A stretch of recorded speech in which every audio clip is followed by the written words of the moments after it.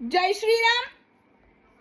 सुप्रिया सुळे उर्फ हसीना बेगम या बाईने वारकरी संप्रदायाचे आराध्य दैवत असणारे पांडुरंग परमात्मा यांच्यावरती खूप भयानक वक्तव्य केलं.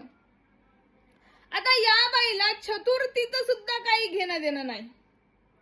मला नेमकं हे कळत नाही, या बाईने आपली बुद्धी कुठे गहाण ठेवली की हिचा मेंदू जागीच चढून गेलाय. हे बघ बाई, तू उद्या गटाराचं पाणी पी नाहीतर नरकाडी कर, आम्हाला काही घेणं देणं नाही. पण विषय जर आमच्या पांडुरंग परमात्म्याचा आला ना तर आम्ही शांत बसणार नाही, हे लक्षात ठेव. कारण आमची परंपरा आहे कुण्याही जीवाचा न घडो मत्सर. तुला जर हे सांगायला गेलं तर तुझ्या डोक्याच्या वरून पाणी जाईल.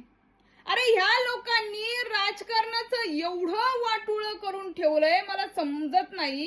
हिला चतुर्थीचं काही घेणं देणं नाही, दुसऱ्या राजकारण्याला नवरात्रीचं काही घेणं देणं नाही. अरे कुठे नेऊन ठेवली तुम्ही तुमची संस्कृती? आणि तुला कळणार तरी कसं ग?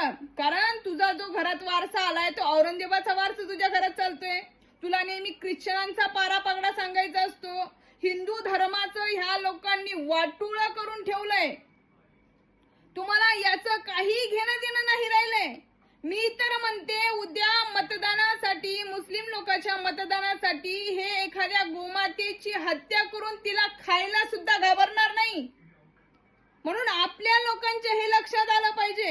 आणि माझी ही महाराष्ट्र सरकारला एकच विनंती आहे, ही जी घराणेशाही चाललेली आहे ना, या घराणेशाही वाल्यांच्या बुद्धीचा एक वेळेस सर्वे करा, सर्वे. कारण यांना हिंदू धर्माचं तर काही घेणं देणं नाही. हिंदू धर्म यांनी सोडूनच दिलाय.